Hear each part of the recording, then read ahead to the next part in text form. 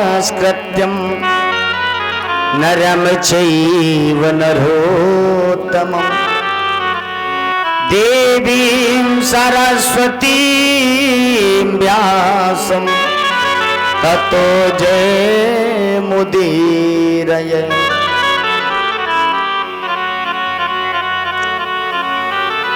आदरणीय सुखदेव जी महाराज ने कहा, राजन, जिस समय हरिश्चंद्र महाराज गुरुदेव के पास में जाकर के गुरुदेव से विनय करने लगे, वशिष्ठ जी ने कहा हरिश्चंद्र से, राजन एक उपाय है। कौन सा उपाय? गुरुदेव ने कहा कि एक काम करो, तुम वरुण देवता को प्रसन्न करो। अगर वरुण देवता तुमसे प्रसन्न हो गए तो तुम्हें पुत्र प्राप्ति हो जाएगी। हरिश्चंद्र महाराज गुरुदेव से आज्ञा लेकर के वरुण देवता की आराधना में लग गए। बड़े भाव से आराधना कर रहे हैं। नमो नमस्ते, नमो नमस्ते स्फटिका प्रभाय सुशीतहाराय सुमंगलाय सुपास हस्ता ये जसासनाय जलाधिनाथाय नमो नमस्ते। वरुण देवता की जब आराधना करी तो वरुण देवता प्रसन्न हुए। हरिश्चंद्र महाराज के पास में आना हुआ। वरुण देवता ने कहा, भाई राजन, हमारी आराधना कर रहे हो, किस कारण से, क्या चाहिए? तो हरिश्चंद्र महाराज कहने लगे, प्रभु एक कृपा कर दीजिए, हमारे कोई कुल दीपक नहीं है, एक पुत्र की कामना है। अगर महाराज आपकी कृपा हम पर हो जाए तो हमें एक बेटा प्राप्त हो जाए, पुत्र प्राप्ति हो जाए। वरुण देवता कहने लगे, वैसे राजन, तुम्हारे एक जन्म की तो बात छोड़ो, सप्त जन्म कृतम नैव पुत्र नैव च नैव च। तुम्हारे 7 जन्मों तक कोई संतान नहीं है, लेकिन फिर भी आपने हमारी आराधना करी, हमें बुलाया है, तो राजन हम एक उपाय कर सकते हैं।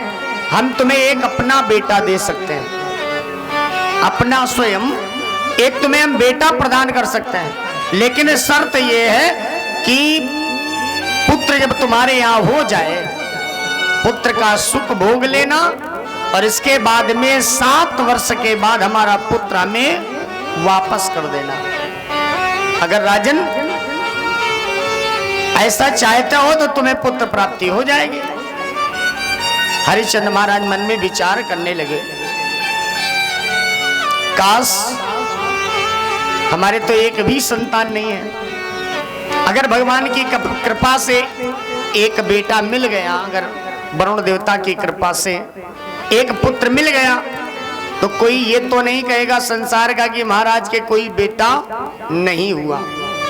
भले ही हमें प्रदान करना पड़े, वापस देना पड़े, जब तक बेटा हमारे पास में रहेगा तब तक बेटे का सुख अनुभव कर लूंगा। ऐसा हरिश्चंद्र महाराज मन में विचार किया।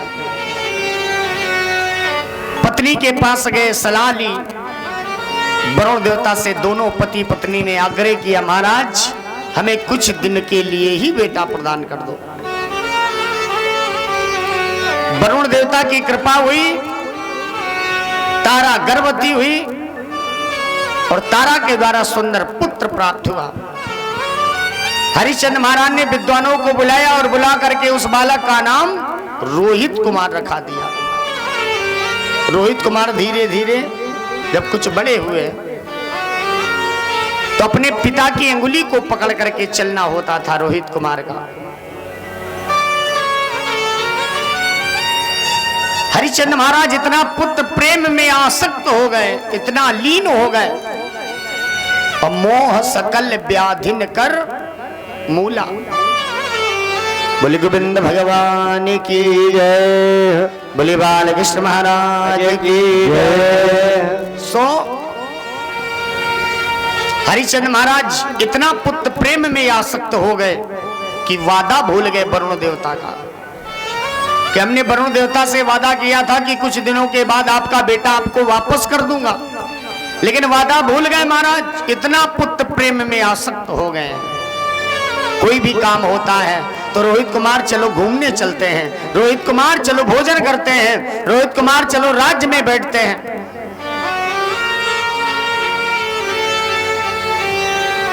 बोली बाल कृष्ण महाराज की जय। सो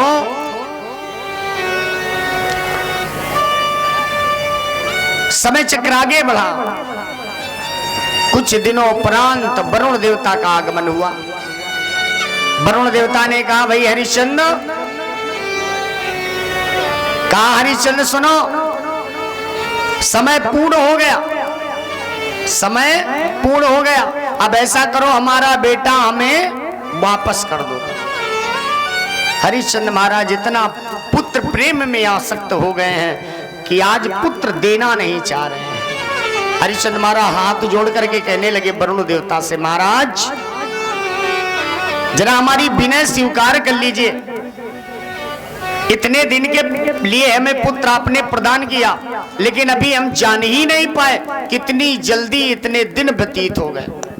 और सत्य है, सुख कितनी जल्दी व्यतीत हो जाता है, मनुष्य को जाने में नहीं मिलता। और वही दुख अगर आ जाए तो ऐसा लगता है बड़े भारी दिन हो रहे हैं। हरिश्चंद्र महाराज बेटा देना नहीं चाह रहे हैं, एक बार मना कर दिया। वरुण देवता कुछ दिनों के बाद फिर आए। वरुण देवता ने कहा राजन देखो हमारा बेटा अब हमें वापस कर दो, समय हो चुका। हरिश्चंद्र महाराज कहने लगे प्रभु कुछ दिनों के लिए और रुक जाओ, कुछ दिनों के लिए और रुक जाओ, इसके बाद हम आपको आपका बेटा वापस कर देंगे। समय चक्र आगे बढ़ा। कुछ दिनों के बाद फिर वरुण देवता का आना हो गया। हरिश्चंद्र महाराज पुत्र प्रेम में आसक्त होकर के फिर मना करते हैं, और जिस समय मना किया तो वरुण देवता को क्रोध आ गया। वरुण देवता ने कहा वाह, कैसे अयोध्या के राजा हो। जब मैंने तुम्हें पुत्र प्रदान किया था तो तुमने कहा था कि हमें तुम्हारी बात स्वीकार है, हम अपना बेटा जो आपके द्वारा हमें प्राप्त हो रहा है वो आपका बेटा हम आपको प्रदान कर देंगे। लेकिन धीरे धीरे एक बार, दो बार, तीन बार, बार बार मना करते जा रहे हो कि बाद में ले जाना, बाद में ले जाना। इतना पुत्र प्रेम है, जाओ हम तुम्हें श्राप दे रहे हैं झूठ बोलने के कारण कि तुम्हारे शरीर में कुष्ठ रोग हो जाए, कुष्ठ रोग से ग्रसित हो जाओ। अब हरिश्चंद्र महाराज के शरीर में कुष्ठ रोग हो गया। हरिश्चंद्र महाराज बड़े दुखी हैं। गुरुदेव के पास में गए और जाकर के प्रार्थना करने लगे। सुमुख से अगर मुख पसारा न होता, सुमुख से अगर मुख पसारा न होता, तो सिंधु का जल इतना खारा न होता, शोभा न बढ़ती कभी चंद्रमा की, गगन में अगर ये सितारा न होता। अगर पाप होते नहीं आदमी से, तो जन्म आदमी का दोबारा न होता। अगर प्रेम होता नहीं आदमी से, तो मिलन ये हमारा तुम्हारा न होता। विकल हम न होते तुम्हें देख करके, विकल हम न होते तुम्हें देख करके, अगर रूप तेरा निहारा न होता, अगर रूप तेरा निहारा न होता। हरिश्चंद्र महाराज रोते हुए प्रार्थना करने लगे गुरुदेव से, प्रभु हमारे द्वारा अपराध तो हो गया, मैंने झूठ बोल दिया वरुण देवता से, क्यों? उसका कारण महाराज पुत्र प्रेम है, पुत्र प्रेम है, जिसके कारण आज हमारे शरीर में कुष्ठ रोग हो गया। महाराज रोग होने के कारण बेटा हमारे पास में नहीं आता, बेटा कभी कभी हमारी गोद में बैठ जाता था। राज दरबार में मैं जब बैठता था तो मेरा बेटा मेरी गोद में बैठ करके निर्णय सुना देता था। आज मेरा बेटा मुझसे दूर हो गया है, कभी मेरे पास में नहीं आता, बस इसी बात का कष्ट है महाराज। ऐसा उपाय कर दो जिससे हमारे इस रोग से निवृत्ति मिल जाए, छुटकारा मिल जाए। वरुण देवता के द्वारा श्राप दिया गया है महाराज, जिसके कारण आज मैं कुष्ठ रोग से ग्रसित हो चुका हूं। कोई उपाय हो तो महाराज बता दीजिए। कहते कहते हरिश्चंद्र महाराज रोने लगे तो गुरुदेव को दया आ गई। गुरुदेव ने कहा बेटा एक उपाय बता सकता हूं। बताइए महाराज, जो भी उपाय है सो बता दीजिए। गुरुदेव कहने लगे बेटा कुष्ठ रोग से अगर निवृत्ति पाना चाहते हो तो तुमने जो वादा किया है ना वरुण देवता से, बेटा देने की बात कही है, पुत्र देने की बात कही है, तो अपना बेटा वापस कर दो। हरिश्चंद्र महाराज कहने लगे गुरुदेव जिस पुत्र के कारण, जिस बेटे के कारण मैंने वरुण देवता से झूठ बोल दिया, जिस पुत्र के कारण मेरे शरीर में कुष्ठ रोग हो गया, सो महाराज आप कह रहे हो कि बेटा दे दो, कैसे मैं अपना बेटा प्रदान कर दूं? देते नहीं बन रहा है। बेटा अगर हमसे बिलग हो गया तो बेटे के बगैर रह नहीं पाऊंगा। वशिष्ठ जी कहने लगे बेटा अगर तुम अपना बेटा नहीं देना चाह रहे हो, अगर अपना बेटा नहीं देना चाह रहे हो तो किसी दूसरे बेटे को खरीद सकते हो और अपने बेटे के बदले में किसी दूसरे बेटे को दान में दे सकते हो। हरिश्चंद्र महाराज के चेहरे में खुशी की लहर दौड़ी। हरिश्चंद्र महाराज राज्य में आए सिपाहियों को नियुक्त कर दिया, जाओ और जाकर के आवाज लगाना, कोई अपना बेटा बेचना चाहे तो बेच सकता है, उसका बहुमूल्य दाम दिया जाएगा। सिपाही नियुक्त हो गए। सिपाहियों ने आवाज लगाना प्रारंभ कर दिया। अयोध्या में आवाज लगाते रहे, कोई अपना बेटा बेचना चाहे तो बेच सकता है, उसका बहुमूल्य दाम दिया जाएगा। लेकिन साहब किसी ने अपना बेटा नहीं बेचा। सिपाही आवाज लगाते लगाते काशी पहुंच गए। काशी में आवाज लगा रहे हैं, कोई अपना बेटा बेचना चाहे तो बेच सकता है। देखा कि एक गरीब पति पत्नी हैं, उनके तीन बेटे हैं, 3 पुत्र हैं। समस्या है कि महाराज जी के यहाँ भोजन की व्यवस्था नहीं हो पा रही है। सत्य है, गरीबत क्या होती है उससे पूछो। जो बेचारा किराए में रिक्शा लेता है और रिक्शा लेकर के दिन भर चलाता है, उसको किराया तो देना ही होता है। दिन भर चलाता है, मेहनत करता है, लेकिन शाम को जब हिसाब जोड़ा जाता है तो देखता है कि हमने धन उतना ही कमा पाया है जितना रिक्शे का किराया है। उसकी पत्नी घर में इंतजार कर रही होती है। बच्चे कहते माँ भोजन करा दो, तो माँ कह देती बेटा अभी पापा आ रहे होंगे, आटा भी लाएंगे, चावल भी लाएंगे, तो रोटियां पकाऊंगी, भोजन बनाऊंगी, भोजन कराऊंगी। लेकिन वही व्यक्ति जब आता है उसके हाथ में कुछ नहीं होता है। पत्नी कहती महाराज क्या किया, कुछ लाए नहीं? तो पति निराशा भरी बातों से पत्नी को समझाने लगता है, देवी आज ज्यादा काम नहीं मिल पाया, उतना ही मैंने धन कमा पाया जितना रिक्शे का किराया हो सकता है। बच्चों को सुला दो, सुबह होएगी फिर देखा जाएगा, शायद भगवान की कृपा होगी। तो माँ बच्चों के पास जाकर के कह देती है, बेटा आज पापा कहते हैं मालूम नहीं था एकादशी का व्रत है। एकादशी आ गई है ना, आज एकादशी है तो व्रत रहा जाता है, जल पी लो, सुबह होएगी तो फिर तुम्हें कुछ मिलेगा। धन्य जब दिन गर्दिश के आते हैं, हर शख्स बुराई देता है, हम दर्द नहीं कोई अपना दुनिया में दिखाई देता है।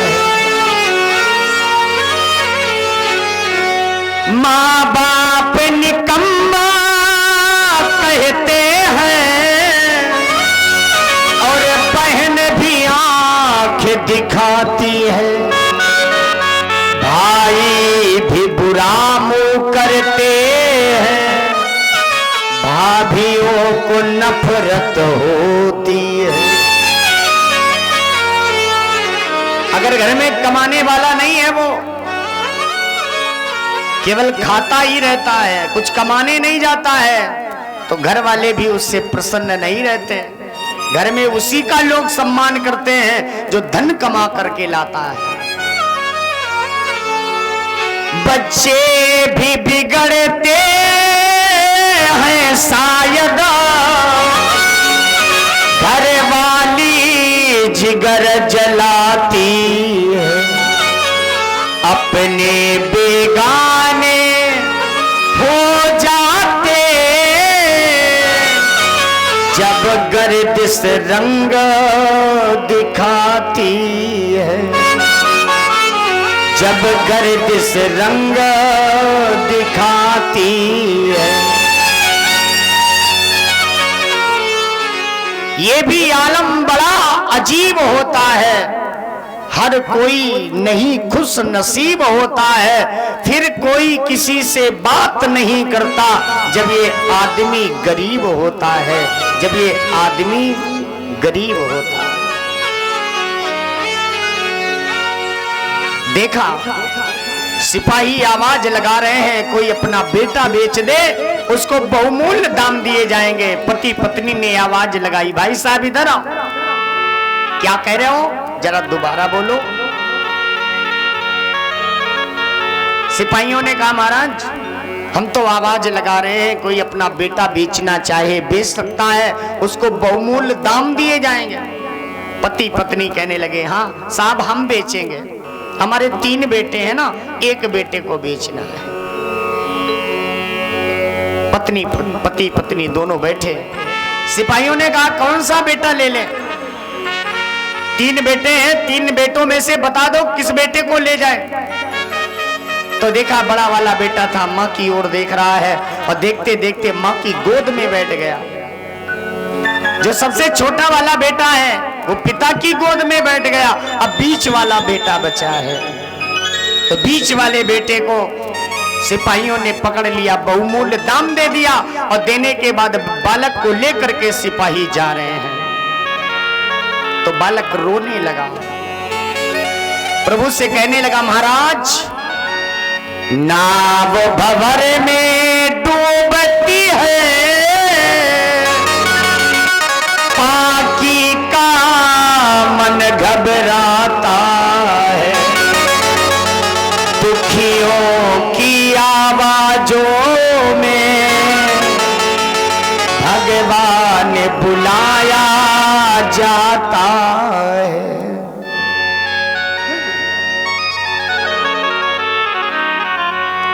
चारों तरफ अंधेरा है, आशा टूटी उजियारी की, कोई न मिला इसे दुनिया में, सुध आई किसना मुरारी की। सुध आई किसना मुरारी की। बेटा रोने लगा, रोते रोते धिक्कार रहा है अपने जीवन को। काश प्रभु, अरे ये मानव का शरीर 84 लाख योनियां, 83,99,999 योनियां भोगने के बाद तब कहीं बड़े भाग्य मानुष तन पावा। बड़े भाग्य से मानुष का शरीर प्राप्त हुआ है, और वो भी मैं धनहीन हूं। भगवान की कृपा से मानव का शरीर तो प्राप्त हो गया है, लेकिन धन की कमी के कारण संसार में लोग सम्मान नहीं जानते। जिसके पास धन नहीं होता, लोग उससे बात नहीं करना चाहते। धिक्कार है ये संसार, धिक्कार है ये जीवन। बेटा रोते हुए प्रभु से प्रार्थना करता है, प्रभु अगर इस संसार में किसी को जन्म देना तो गरीबत ना देना, उसके जीवन में गरीबत ना देना।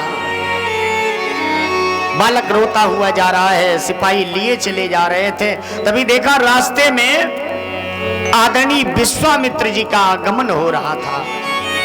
विश्वामित्र जी ने देखा कि इस बालक को कोई सिपाही पकड़े लिए जा रहे हैं, अब बालक रोता हुआ चला जा रहा है, तो विश्वामित्र जी ने आवाज लगा दी, भो भो साधो क्षणमा तिष्ठ कुता चिंता तुरोद्भवा। विश्वामित्र जी कहने लगे, ठहरिए, जरा ये बताओ इसके दुख का कारण क्या है, ये बालक क्यों रो रहा है। बालक हाथ जोड़ करके कहने लगा, महाराज मैं तो इस वजह से रो रहा हूं कि मेरा जीवन व्यर्थ है। एक पिता की तीन संतानें हैं, माँ बाप के द्वारा तीनों पुत्रों को पाला जाता है, बड़ा किया जाता है, लेकिन धिक्कार है, धन ना होने के कारण माता पिता के द्वारा बेटे को बेच भी दिया जाता है। ये संसार है, बस यही सोच करके मैं रो रहा हूं, बस यही रोने का कारण है महाराज। विश्वामित्र जी बोले, अच्छा हाँ महाराज। विश्वामित्र जी ने सिपाहियों से पूछा, सिपाहियों ने पूरी बात बताई। हमारे अयोध्या के राजा हरिश्चंद्र महाराज, जिनके शरीर में कुष्ठ रोग हो गया, उसकी निवृत्ति के लिए बालक को खरीद करके लिए जा रहा हूं। विश्वामित्र जी ने कहा, चलो मैं भी साथ में चलता हूं। विश्वामित्र का भी जाना हुआ। जिस समय हरिश्चंद्र महाराज दरबार में बैठे, देखा विश्वामित्र जी को, खड़े हो गए, आवाज लगा दी, स्वागतम ही महास्तोभ्यम स्वागतम करवामहे। आइए आइए महाराज, स्वागत है आपका, आइए। सुंदर आसन पर विद्यमान किया। विश्वामित्र जी पूछने लगे, राजन अब जरा दुख का कारण बताओ, क्या कारण है जो तुमने बालक को खरीद करके मंगवाया है। हरिश्चंद्र महाराज ने पूरी बात बता दी। गुरुदेव की कृपा से आदेश हुआ, वरुण देवता की प्रार्थना करो। वरुण देवता को जब हमने प्रसन्न किया, वरुण देवता ने कहा, मैं अपना बेटा दे रहा हूं कुछ दिनों के लिए। लेकिन महाराज पुत्र प्रेम में इतना लालायित हो गया कि मैंने देने से मुकर गया। मैंने देने का जो वादा किया था उससे मैंने झूठ बोल दिया, जिसके कारण वरुण देवता के द्वारा श्राप मिल करके हमें कुष्ठ रोग प्राप्त हो गया। गुरुदेव क्या आदेश हुआ है, गुरुदेव ने सलाह दी कि अगर कोई बेटा बेचना चाहे तो अपने पुत्र के बदले में बेटा समर्पित कर दो, तो शायद रोगों से निवृत्ति हो सकती है। कहते कहते हरिश्चंद्र महाराज रोने लगे। जिस समय रोने लगे तो विश्वामित्र जी को दया आ गई। विश्वामित्र जी ने वरुण देवता का आवाहन किया। आवाहन करने के बाद में आदेश दे दिया वरुण देवता से, वरुण जो तुमने बेटा लेने का वादा किया था वो भूल जा। हरिश्चंद्र महाराज को बेटे का सुख भोगने दो।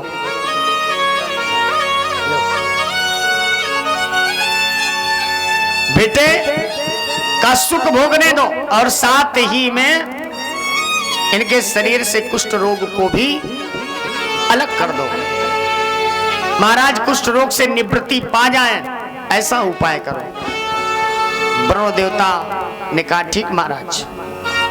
विश्वामित्र जी के आदेशानुसार पुत्र लेने का जो वादा किया वो भी कह दिया ठीक है, आप हरिश्चंद्र जो आपका मैंने बेटा दिया है उसे अपनी धरोहर समझ करके जीवन यापन करो, बेटे का सुख भोगो। शरीर से कुष्ठ रोग से निवृत्ति भी दिलवा दी। जिस समय हरिश्चंद्र महाराज के शरीर से कुष्ठ रोग दूर हुआ और जो पुत्र जाने वाला था वो पुत्र प्राप्त हो गया, तो हरिश्चंद्र महाराज प्रसन्न हो गए, सभा में खड़े हो गए और दोनों हाथों को उठा करके कहने लगे, मैं आज इस भरी सभा में शपथ ले रहा हूं, सौगंध खा रहा हूं कि आज के बाद मैं कभी झूठ नहीं बोलूंगा, हमेशा सत्य बोलूंगा। सत्य के कारण चाहे हमारे प्राण चले जाएं, लेकिन कभी जीवन में मेरे द्वारा झूठ नहीं बोला जाएगा। प्रतिज्ञा ले ली हरिश्चंद्र महाराज ने। विश्वामित्र जी जाने लगे। हरिश्चंद्र महाराज प्रसन्न चित्त है ही है, और विश्वामित्र जी की कृपा से आज बेटा भी मिल गया, रोग से निवृत्ति भी हो गई। तो हरिश्चंद्र महाराज कहने लगे विश्वामित्र जी से, महाराज रुकिए, आपने बड़ा हमारे ऊपर उपकार किया है।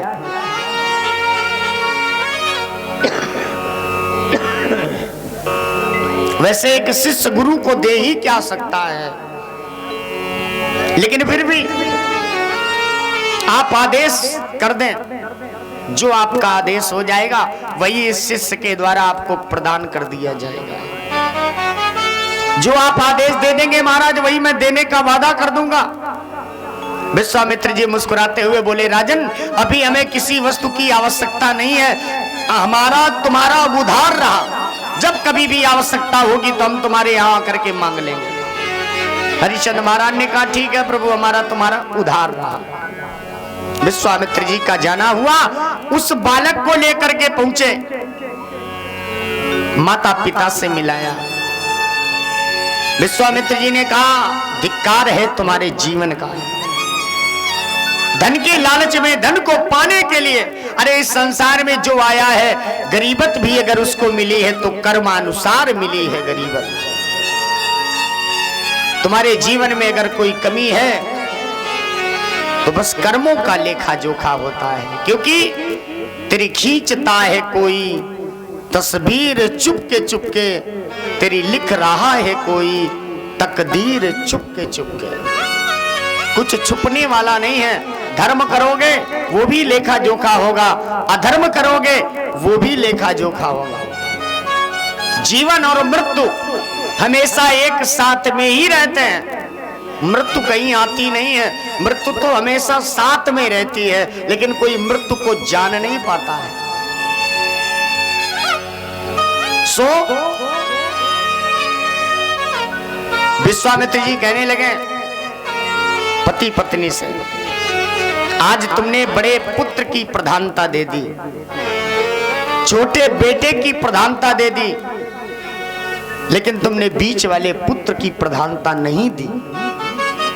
आज के बाद में इस संसार की प्रथा हो जाएगी, माता पिता का अगर देहांत होगा तो या तो समस्त कार्यों को बड़ा बेटा करेगा या तो छोटे बेटे के द्वारा समस्त कार्यों को किया जाएगा। जैसे तेरही, श्राद्ध, पिंडदान, पिता को अगर आग लगाई जाती है, घर में नियम किए जाते हैं 13 दिन तक, इन समस्त कार्यों को बड़ा बेटा या सबसे छोटा वाला करेगा, बीच वाले की पदवी ही हटा दी। आज भी भारत भूमि की परंपरा बनी हुई है। विश्वामित्र जी कहते कहते वहां से जाना हो गया। बोले गोविंद भगवान की जय। आइए दो नाम संकीर्तन करते हुए बोले बाल कृष्ण महाराज की जय।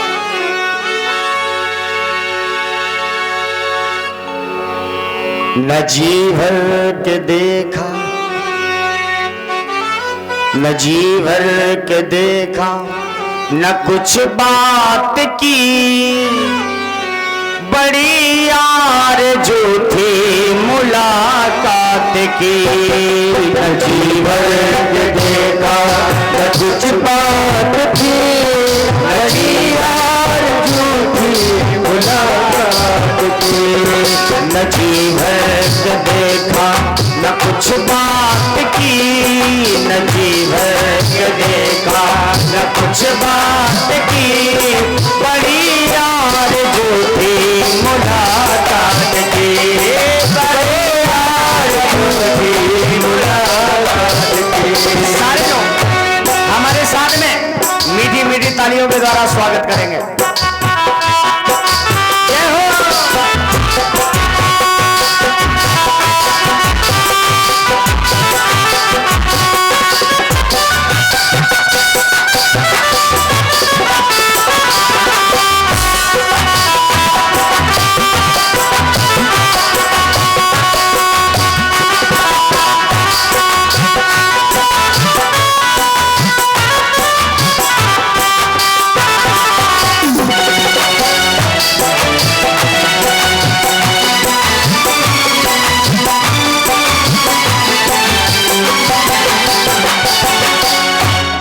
चले आवे अब तो प्यारे कन्हैया, चले आओ अब तो प्यारे कन्हैया, ये सुना है गुंजन और व्याकुल है गैया, ये सुना है गुंजन और व्याकुल है गैया।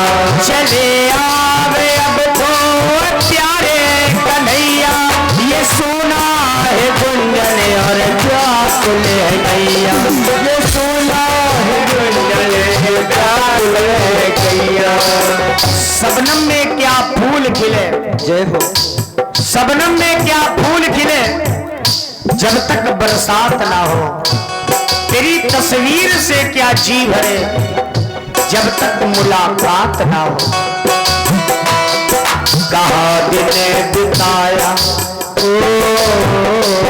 अये गोविंद अये माधव, कहाँ दिन बिताया कहाँ रात की, कहाँ दिन बिताया कहाँ रात की, बड़ी यार झूठी मुलाकात की, बड़ी यार झूठी मुलाकात की, बड़ी यार झूठी मुलाकात की, बड़ी यार झूठी मुलाकात की।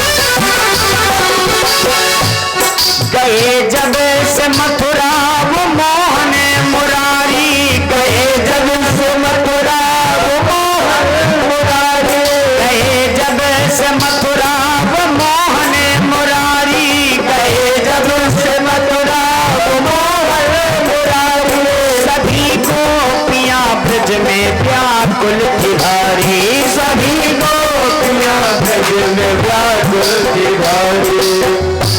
पानी से प्यास ना बुझी, क्या बात है। मैं खाने की तरफ चल निकला, सोचता था शिकायत कर दूंगा खुदा से, पर खुदा ही तेरा आशिक निकला, आशिक निकला। हाय मेरा, हाय मेरा, हाय मेरा कैसा ये बिगड़ा नसीब, हाय मेरा कैसा ये बिगड़ा नसीब, बड़ी यार झूठी मुलाकात की, बड़ी यार झूठी मुलाकात की, बड़ी यार झूठी मुलाकात की, बड़ी यार झूठी मुलाकात की।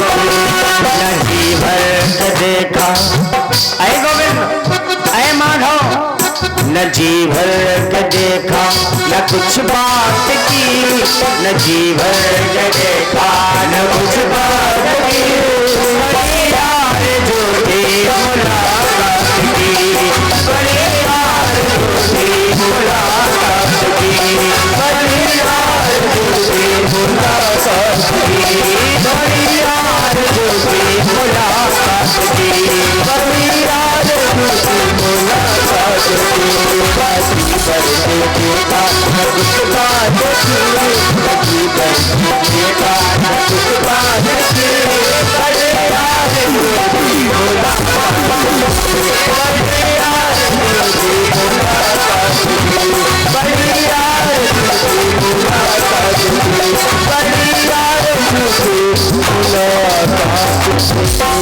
बोली सच्चिदानंद भगवान की जय। धन्य है हरिश्चंद्र महाराज ने सत्य प्रतिज्ञा ले रखी है कि जीवन में सत्य ही बोलूंगा, कभी हमारे द्वारा झूठ नहीं बोला जाएगा। बस हरिश्चंद्र महाराज तब से सत्य बोल रहे हैं, झूठ ना बोलने का वादा कर बैठे हैं। हमारे द्वारा झूठ नहीं बोला जाएगा। समय चक्र आगे बढ़ा। एक दिन वशिष्ठ जी, विश्वामित्र जी, नारद, अंगिरा, पुलस्त, भृगु आदि आदि ऋषि गण एक जगह पर विद्यमान थे, बैठे हुए थे। तो सारे ऋषि अपने अपने शिष्यों की बड़ाई करने लगे, अपने अपने शिष्यों की बड़ाई करने लगे। कोई कहने लगा हमारा शिष्य बड़ा तेजस्वी है, एक कहने लगे गुरुदेव हमारा शिष्य पराक्रमी है, वीर योद्धा है, रण में कभी हारा नहीं आज तक। आपस में वार्तालाप होने लगे। तभी वशिष्ठ जी भी खड़े हो गए।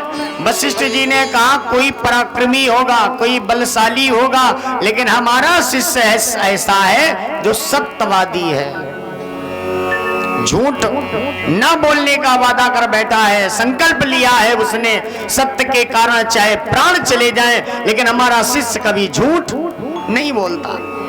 लोग उसे प्यार से सत्यवादी हरिश्चंद्र के नाम से जानते हैं।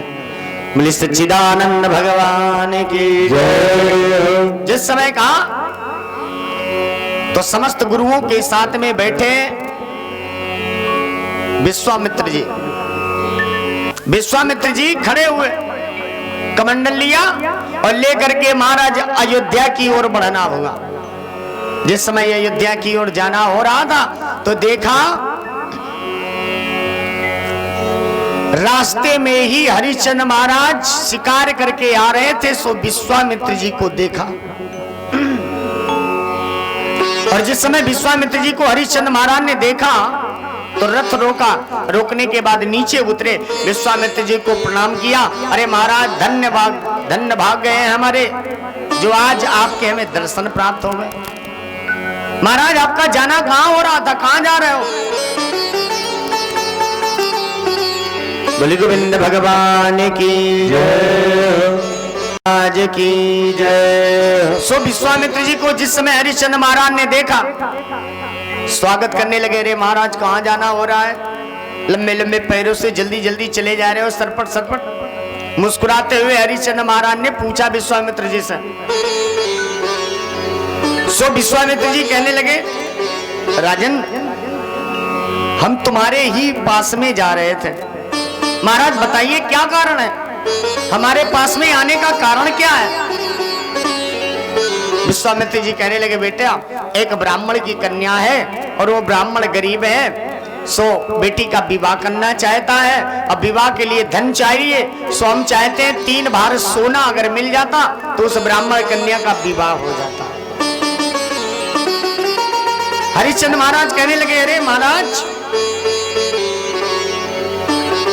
आप विवाह की बात कर रहे हैं, 3 भार सोने की, इस राज्य की ताला कुंजी सब आप ही की तो है महाराज, 3 भार सोने की क्या बात है, 3 भार सोना भी आपको मिलेगा। जैसे किसी ने पूछा भाई साहब ये मकान किसका है, तो बोले सब ये सब आप ही का है साहब, लोग कह देते हैं ना ये सब आप ही का है। उसी प्रकार से हरिश्चंद्र महाराज ने भी विश्वामित्र जी से कह दिया कि इस राज्य की ताला कुंजी सब महाराज आपकी है और 3 भार सोना हम आपको देंगे। हरिश्चंद्र महाराज के साथ में विश्वामित्र जी का आना हुआ। अब हरिश्चंद्र महाराज राज दरबार में बैठे और बैठने के बाद सिपाहियों को बुला करके आदेश दिया कि जाओ भाई खजाने में चले जाओ, खजाने के पास जा करके खजाने से 3 भार सोना ले आओ और हमारे गुरुदेव के हाथ में दे दो। सो विश्वामित्र जी खड़े हो गए। विश्वामित्र जी ने कहा ठहरिए राजन, जब हमारी तुम्हारी रास्ते में भेंट हुई तो तुम्हारे ही मुखमंडल से ये आवाज निकाली गई कि महाराज इस राज्य की ताला कुंजी सब आपकी है। जब तुमने पहले ही इस राज्य की ताला कुंजी हमें दे दी है तो ये राज्य हमारा हो गया और यहाँ के हम राजा हैं। अब 3 भार सोना हमें चाहिए, इस राज्य का नहीं। अगर तुम्हारे पास अगल से हो, अलग से हो तो तुम हमें 3 भार सोना दे सकते हो। लेकिन हरिश्चंद्र महाराज के पास में तो 3 भार सोना नहीं था। मन में विचार करने लगे कि 3 भार सोना कैसे दूंगा, ये तो हमने जाना ही नहीं था। मैंने तो पहले कह दिया कि राज्य की ताला कुंजी सब आपकी है, अब 3 भार सोना हमें देना है। ये राज्य तो महाराज जी को मैंने दे दिया, अब 3 भार सोना हम कहां से देंगे। विचार करने लगे। कुछ क्षण के लिए हरिश्चंद्र महाराज का बोलना नहीं हो पाया तो विश्वामित्र जी कहने लगे राजन, अगर 3 भार सोने की व्यवस्था ना हो तो हमसे कह दो कि महाराज हमने झूठ कह दिया, हमारे द्वारा सत्य भाषा नहीं निकली तो मैं कुछ नहीं कहूंगा, यहां से चुपचाप चला जाऊंगा। सोचने की आवश्यकता नहीं है। अब हरिश्चंद्र महाराज मन में विचार करने लगे, मैंने इसी सभा में संकल्प लिया था कि मैं सत्य बोलूंगा, कभी झूठ नहीं बोलूंगा। भले ही संसार से मैं झूठ बोल सकता हूं तो क्या हमें कोई देखने वाला नहीं है। हमारी प्रतिज्ञा का जो मैंने संकल्प लिया था उस समय परमात्मा देख रहा था। आज भी मैंने देने का वादा किया है तो आज भी परमात्मा देख रहा है। अगर मेरे द्वारा झूठ निकल जाएगा तो परमात्मा यही कहेंगे, वाह सत्यवादी हरिश्चंद्र, तुमने तो अपनी प्रतिज्ञा तोड़ दी। नहीं नहीं, ऐसा नहीं हो सकता है। मैं 3 भार सोना दूंगा, चाहे हमें बिकना पड़ जाए, स्वयं को बेच दूंगा, लेकिन महाराज विश्वामित्र जी को मैं 3 भार सोना दूंगा। हरिश्चंद्र महाराज ने मुकुट उतार करके रख दिया, क्योंकि महाराज का अब राज्य नहीं है ना। पत्नी के पास में गए, पत्नी इंतजार कर रही थी, आरती उतारने लगी। राज मुकुट जब सर पर नहीं देखा तो तारा कहने लगी, महाराज क्या कारण है जो आपके सर में ताज नहीं चमक रहा है। हरिश्चंद्र महाराज कहने लगे, देवी अब मैं अयोध्या का राजा नहीं रहा, मैंने तो अयोध्या का राज्य संत विश्वामित्र जी को दे रखा है। अभी देवी हमें 3 भार सोना और देना है, तो मैं बिकने के लिए जा रहा हूं। जो हमारा मूल्य लगेगा उससे मैं 3 भार सोना महाराज जी के हाथों में दूंगा। तारा तुम आराम से रहना अयोध्या में, जीवन अपना निर्वाह करना। तारा ने कहा, नहीं महाराज, अरे धन्य है हमारा जीवन कि आज अपने पति का साथ देने का हमें शुभ समय मिला है। क्योंकि महाराज जब हमारा विवाह हुआ था ना तो तीर्थ व्रतोद्यापन यज्ञ दान मया यद्वाद यदि नाथ कुर्या वामांग माया नितदा त्वदीयं जगाध कन्या वचनम च प्रथमम्। तारा ने कहा, जब महाराज हमारा विवाह हुआ था तो हमें यह ज्ञान कराया गया था, एक ही धर्म एक व्रत नेमा, काय वचन मन पति पद प्रेमा। पति के अनुकूल रहना है, जैसा पति चाहेगा वैसा हमें करना होगा। आज हमारे पति के जीवन में संकट आया है तो तो पत्नी को कंधे से कंधा मिला करके चलना चाहिए। जब महाराज के जीवन में सुख था तो पत्नी भी सुख का अनुभव करती रही। आज हमारे पति के जीवन में दुख आपत्तियां आई हैं, तो आज ये तारा साथ देने का वादा कर रही है। महाराज अगर आप बिकने के लिए तैयार हैं तो आपकी ये पत्नी तारा भी बिकने के लिए तैयार है। बोली गोविंद भगवान की जय।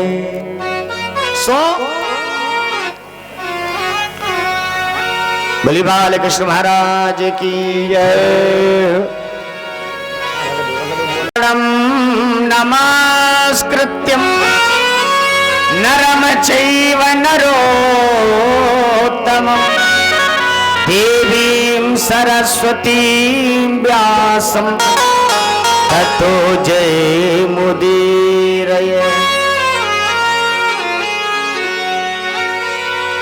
हरिचंद महाराज के साथ में पत्नी तारा बिकने के लिए तैयार हो गई, और जिस समय तारा पति के साथ में जाने लगी तो रोहित कुमार बेटा आकर के माँ का पल्लू पकड़ लेता है। माँ अगर ये मैया बिकने के लिए जा रही है तो ये बेटा भी बिकने के लिए तैयार है। तीनों प्राणी तारा जो आभूषण पहने थी उतार करके रख दिया, जो मायके से साड़ी पहन करके आई थी उस मायके की साड़ी को पहन लिया और तारा पति के साथ में चल देती है।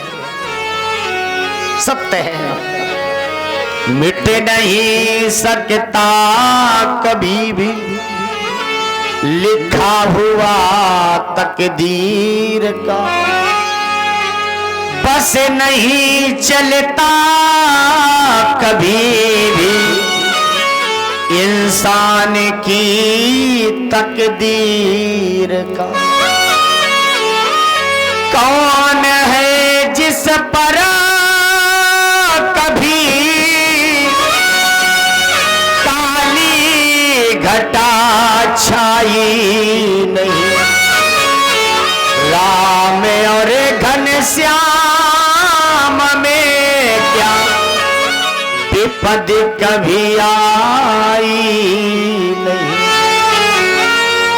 ये तो साफ समय है, कभी जीवन में सुख आता है तो कभी जीवन में दुख आता है। सुनव भरत भावी प्रबला बिलख कहो मुनिनाथ, हानि लाभ जीवन मरण यस यप जस विधि। कर्मण्येवाधिकारस्त हो, जीवन में केवल कर्म करना रह गया है और तो सब प्रभु के हाथ में है। हरिचंद महाराज पत्नी तारा के साथ में अयोध्या में आवाज लगा रहे हैं, मैं बिकने के लिए आया हूं, कोई हमें खरीद ले। देखा अयोध्या में किसी ने हरिश्चंद्र महाराज को नहीं खरीदा, क्योंकि अयोध्या के तो राजा ही है। तीनों प्राणी आवाज लगाते लगाते काशी पहुंचे। काशी में आवाज लगा रहे हैं, ये तीनों प्राणी बिकने के लिए आए हैं, कोई मूल्य दे दे, मात्र 3 भार सोने का सवाल है। देखा एक सेठ जी का आगमन हुआ। सेठ जी ने जिस समय देखा तीनों प्राणी बिकने के लिए तैयार हैं, सेठ जी कहने लगे, देखो भैया हमारे यहाँ हमारी पत्नी बूढ़ी हो गई, घर का काम नहीं कर पाती है, सो घर का काम करने के लिए अगर आप ये स्त्री को बेचना चाहें तो मैं खरीद सकता हूँ। हरिश्चंद्र महाराज ने कहा ठीक है, क्या देना पड़ेगा? 1 भार सोने का सवाल है। 1 भार सोना विश्वामित्र जी के हाथ में दिया गया और तारा को जिस समय बैठाला गया रथ में तो तारा मुड़ मुड़ करके देख रही है, लेकिन हरिश्चंद्र महाराज ने मुंह फेर लिया है, क्योंकि महाराज मन में विचार करने लगे, अगर तारा ने हमें मुड़ करके देखा और अगर हमारी दृष्टि तारा पर पड़ जाएगी तो मैं अपने आंखों को नहीं, आंसुओं को नहीं रोक पाऊंगा। क्योंकि जब मैं शिकार करके आता था तो तारा मेरे पैरों को दबाया करती थी। कभी जीवन में अगर दुख आता था तो अपनी पत्नी से बातें कर लेता था। अगर अधिक प्रसन्न होता था तो भी पत्नी से बातें कर लेता था, लेकिन तारा आज हमें छोड़ करके जा रही है। तारा बार बार मुड़ मुड़ करके देख रही है, सोच रही है कि एक बार आवाज लगा करके कह दूं, महाराज अपना ख्याल रखना। जब कभी हमें हमारी याद आ जाए तो इस अबला स्त्री की याद कर लेना, इस तारा की याद कर लेना। तारा कहना चाह रही है, लेकिन महाराज हरिश्चंद्र ने तारा को देखा नहीं।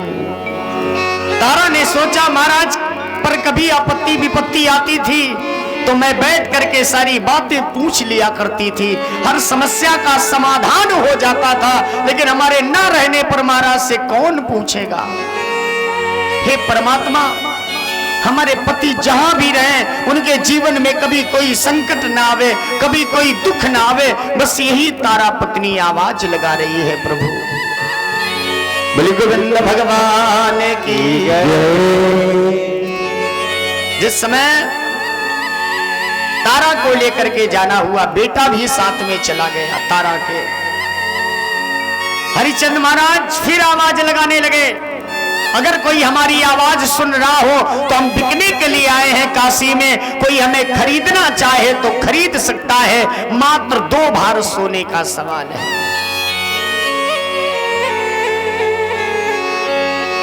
विश्वामित्र जी पीछे पीछे चले जा रहे हैं। विश्वामित्र जी ने कहा, राजन सत्य प्रतिज्ञा के कारण तुम्हारा बेटा तुमसे दूर हो गया, तुम्हारी पत्नी तुमसे दूर हो गई, तुम्हारा राज्य चला गया, आज भी तुम सत्य प्रतिज्ञा निभा रहे हो। हरिश्चंद्र महाराज कहने लगे, रघुकुल की ये परंपरा है, रघुकुल रीता सदा चली आई, प्राण जाए पर बचन न जाए।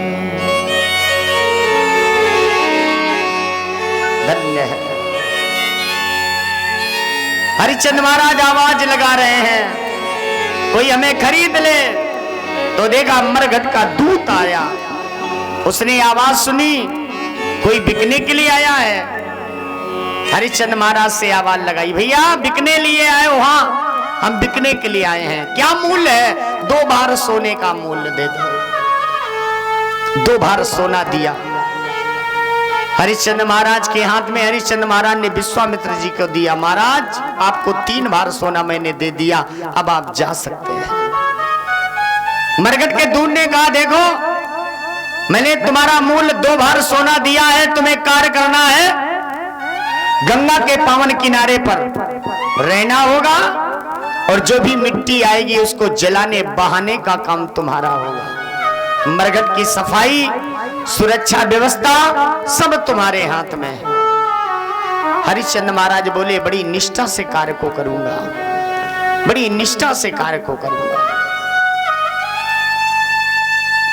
हरिश्चंद्र महाराज बड़े सुचारू रूप से मरघट पर पहरा लगा रहे हैं। धन्य है समय चक्र की बात।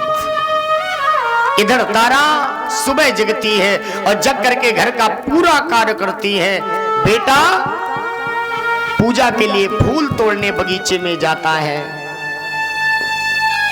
सेवा में बेटा भी लगा है, मैया तारा भी साथ में लगी है।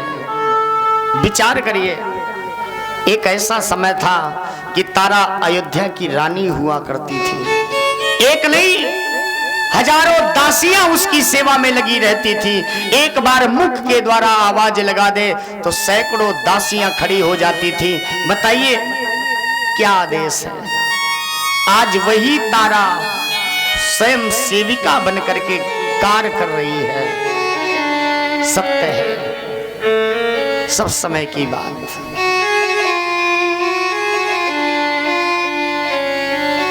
मानव को अगर खुदा कहो तो मानव खुदा नहीं है, लेकिन खुदा के नूर से मानव कभी जुदा नहीं है। सो महाराज एक दिन तारा घर का काम कर रही थी। रोहित कुमार फूल तोड़ने के लिए बगीचे में गया और जिस समय बगीचे में जाना हुआ, धोखे से उसका पैर किसी सर्प में पड़ गया और जब सर्प के ऊपर पड़ा तो सर्प के द्वारा रोहित कुमार को डस लिया गया। अब रोहित कुमार ने आवाज लगा दी, मैया बचाओ। मैया ने जिस समय तारा ने आवाज सुनी है, बेटे की तो दौड़ पड़ी है, घर का कार्य कर रही है लेकिन दौड़ ना हुआ। जाकर के देखा बेटा पृथ्वी पर गिर पड़ा है। दौड़ करके गई, बेटे को गोद में उठा लिया, बार बार मुख चुम्बन करने लगी। बेटा तुम्हें क्या हो रहा है, बेटा तुम्हें क्या हो रहा है। रोहित कहने लगा, माँ हमें दुख है क्योंकि बड़ी नाजो अदा से आपने हमें पाल पोस करके बड़ा किया है। कुपुत्रो जाए तो क्वचिदपि कुमाता ना भवति। मां तो निस्वार्थ बेटे की सेवा करती है, पाल पोस करके बड़ा कर देती है और सोचती रहती है बेटा हमारा है, बेटा हमारा है। जब कभी भी देखो, ये संसार जब बेटे की बात नहीं समझ पाता था, बेटा जब छोटा होता है ना तो अपनी भाषा में बोलता है। जब अपनी भाषा में बोलता है तो अड़ोसी पड़ोसी लोग, अगल बगल के लोग कहते भैया ये तुम्हारा बच्चा क्या कह रहा है। तो लोग नहीं समझ पाते लेकिन मां समझ लेती है हमारा बेटा क्या कह रहा है। और वही बेटा जब बड़ा हो जाता है, अपनी पत्नी से कोई बात कह रहा होता है, तब तक मां आ जाती है। मां कहती बेटा क्या बात कह रहे हो। तो बेटा चिल्लाते हुए कहता है, मां अरे तुम्हें क्या बताएं, तुम्हारी बात हमारी भाषा, हमारी बात तुम्हारे समझ में नहीं आएगी, हमारी बात तुम्हारे समझ में नहीं आएगी। तो मां सोचने लगती है कि बेटा वो भी दिन था जब तेरी भाषा संसार नहीं समझ पाता था तो मैं समझ लेती थी। आज तू बड़ा हो गया है ना, तभी तू हमसे कह रहा है तू मेरी भाषा नहीं समझ पाएगी। सत्य है, मां की ममता महान होती है, माता पुत्रों की खान होती है। मां का हर कोई कर्जदार रहा, मां का दुनिया में अमर प्यार रहा। सूर में सिंधु जैसा जोश नहीं होता, अगर मन उलझन में हो तो दिल खामोश नहीं होता। यूं तो प्यार देते हैं जवाने वाले, अगर मां न दे प्यार तो संतोष नहीं होता। बोले गोविंद भगवान की जय, बोले बाल कृष्ण महाराज की जय। सत्य कहा गया है,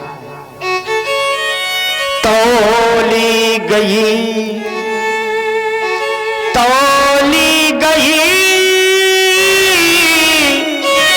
मां की ममता और प्यार को मापा गया, पर मैया के प्यार मापने का पैमाना कहाँ पाओगे।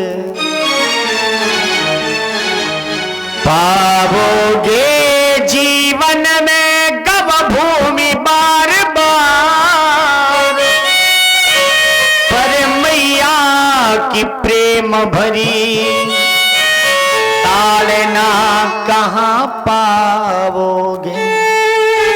पर मैया की प्रेम भरी ताड़ना कहाँ पाओगे। सत्य है, पत्नी मिल सकती है दोबारा, राज धन दौलत बच्चे परिवार दोबारा मिल सकते हैं, लेकिन माँ बाप एक ही बार मिलते हैं। माँ बाप दूसरे को बनाया जा सकता है, लेकिन वो माँ बाप नहीं होंगे जिन्होंने जन्म दिया है। सो बड़े भाग्यशाली वो लोग होते हैं जिनके माँ बाप होते हैं, और बड़े भाग्यशाली वो बेटे होते हैं जिनको माँ बाप की सेवा करने का अवसर प्राप्त होता है। बोली गोविंद भगवान की जय।